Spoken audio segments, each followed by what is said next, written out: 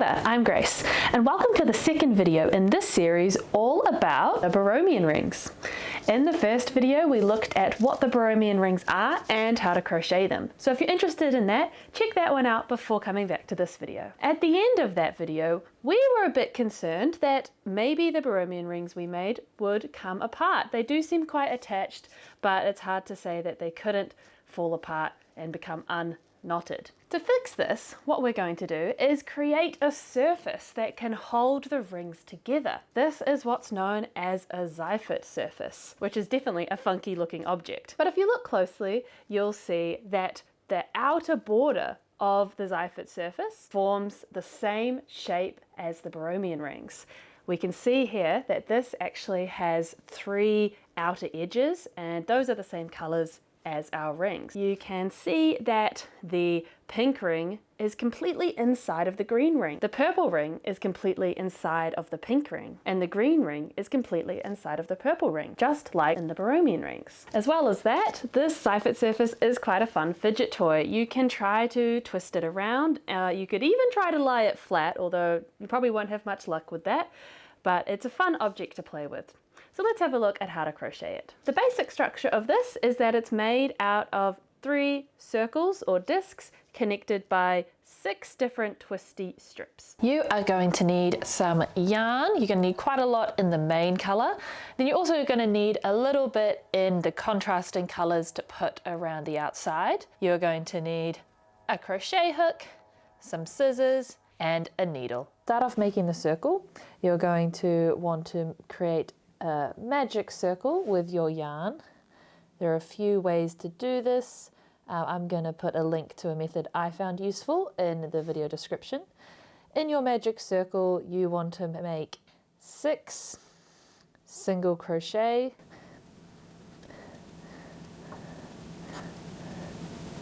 because we want to make this grow as it goes out, we're going to put 2 stitches into every stitch of the base row. So we had 6 here, our next row should have 12. To go from 12 stitches to 18, you're going to single crochet into 1 stitch and then do 2 single crochets into the next stitch. And continue that all the way around. To go from 18 stitches to 24, again, you're just going to add 6 stitches. To do this, you're going to single crochet, and then 2 single crochets in every 3rd stitch.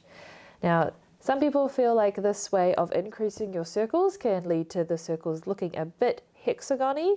I don't personally mind this. I quite like hexagons, but if you want your circles to grow a bit more smoothly, you just sort of want to distribute where those added stitches are going so that you get a smooth curve. Once you've made a circle that is 24 stitches around, you can just use a slip stitch to finish that off and cut the end of the thread. You want to make 3 of these circles in total, and then we're going to move on to making the ribbons. To make the ribbons, we are going to start by just chaining a few stitches in a line. And we want to go until this is just a little bit longer than our circle is across. We're then just going to go back along the way we came to make the strip a little bit thicker. So I'm just going in to the second loop from the hook with a single crochet. Once you've gone all the way along the strip, made it a little bit thicker, you're going to add a few stitches in the one you're in just so you can get around that corner. So we'll just put 1 more in there. And now we're going to single crochet back along the other side of the strip. Once you've gone all the way back along, you'll have a nice little strip that's mine's about 1 centimeter wide. Once you've done that, you can just use a slip stitch to finish it up and cut the yarn. You're going to want to make 5 more of these so that you have 6 in total, along with your 3 circles. So I've made 3 circles and I've made 6 little ribbons. Now some of these are slightly different sizes to each other, but that shouldn't matter too much. They're also a bit twisty. That also isn't going to matter. The next step is I'm going to take one of my circles and I'm going to attach the 6 ribbons evenly around the circle. So I'm going to need to sew these on with my needle and some yarn. It's going to sort of look like the sun or a starfish. So you can see I've made kind of like a little 6-pointed star. It's a bit wonky, but it should be all good. The next thing I'm going to do is I'm just going to pick out 3 of the little points. And I kind of want these to come up, which will make sense in a little bit, picking every second one there. The other 3, we don't need them right now, we'll get to them later, but we just want to pin them out of the way. These are going to attach to one of our other circles. This circle is going to be above the one we've just been working on, and these ribbon strips are kind of going to come up to it. However, they need to have a twist in them. Got my ribbon strip like this, I'm going to give it a half twist like that, and then attach it to the top circle. I'm going to do that with those 3 strands I pulled out. And what matters is that all 3 of those strands twist the same way. So if one of the twists looks like this, they should all look like this, not like this. To show a little bit what I mean, you can see here on my finished Seifert Surface that this twist, yellow edge going over this orange edge, looks like this. If I look at the next twist along with the pink edge going over the yellow edge, it also looks like this. And the third one here, again, has the same orientation. I have attached 3 of the twisty ribbons that started from the circle to what is now going to be the top circle. I've had them all twisting the same way. So for me, all of these are going this way. Now with the remaining 3 ribbons, they're going to go down a layer and attach to the last circle that we haven't used yet. So we're going to kind of get this 3-storied structure with some crazy connecting things. Again, these ribbons are going to twist on the way down, but this is super important, they need to twist the opposite way to what the top ones did. The top ribbons are crossing over like this. That means that these bottom ribbons need to cross over like this. So, for example, this one here, it's going to need to look like this. And same for the other 2 ribbons on that bottom level. I've connected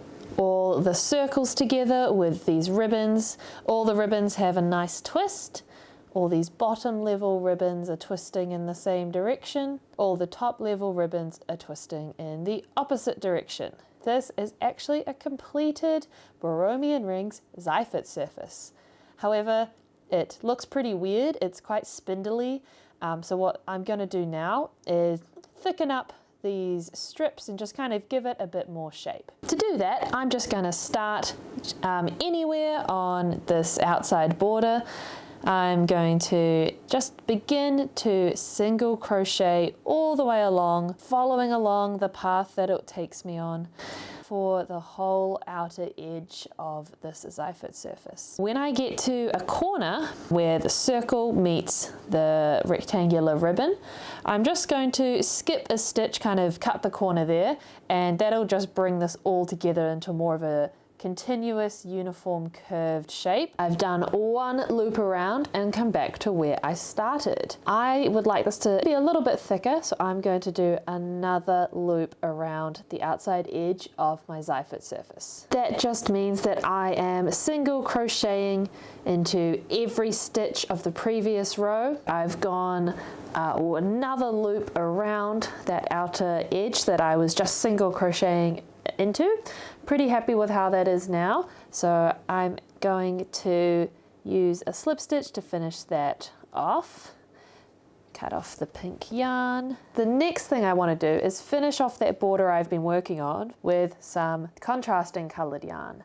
That's because this border, this edge of the surface, represents one of the rings of the Borromean rings. I'm going to use the same colors I used here to outline the edge of my surface. Now, you might have noticed that there are 3 Borromean rings, and that's because there are 3 edges to this surface. I've only been working on one of them so far, thickened up all the sections by single crocheting, did that a couple of times, and then go in with a different color.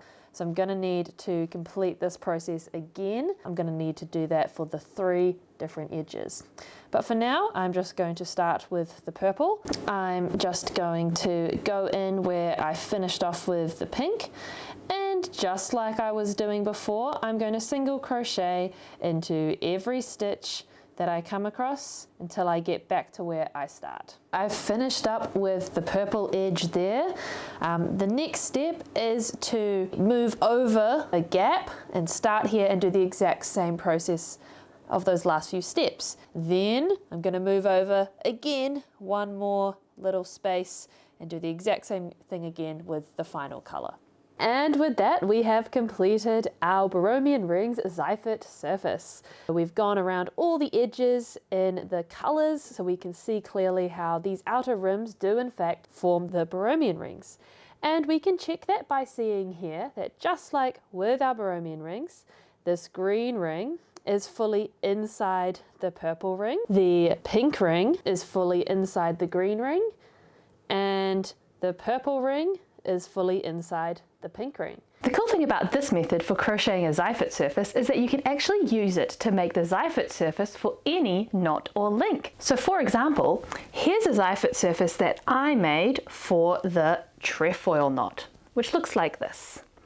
The pink outer edge has all the ins and outs and crossings of a trefoil knot. And it turns out that every knot or link has its own Seifert surface.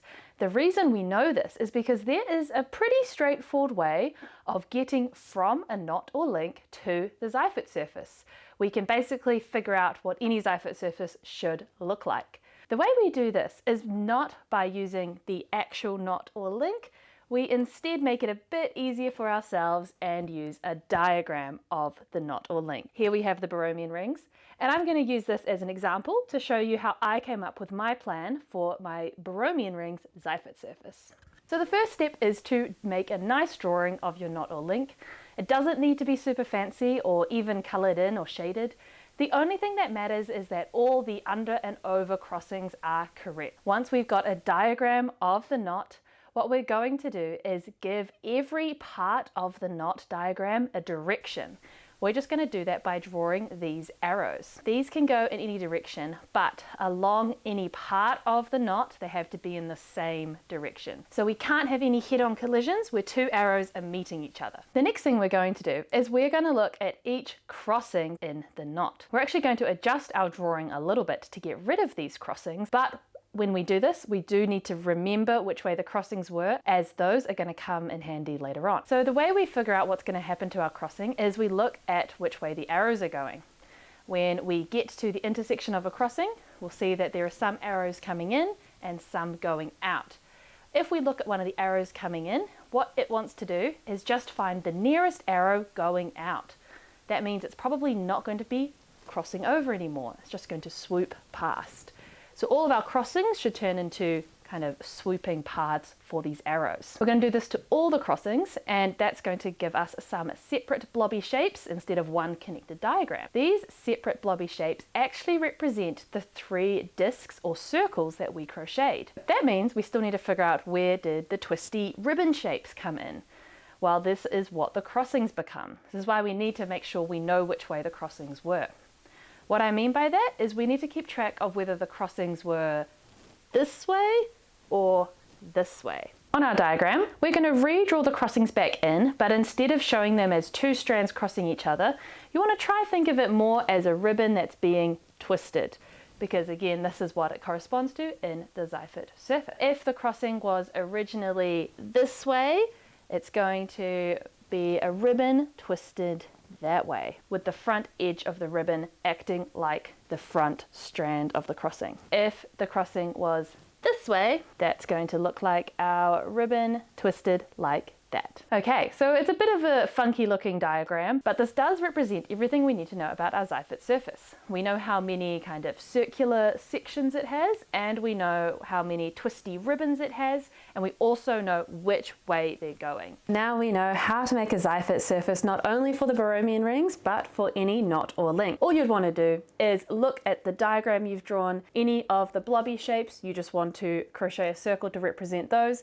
and any of the crossings, they become the twisted ribbons. This means we've solved our issue of connecting up our Borromean rings so that they won't come apart if you play with them.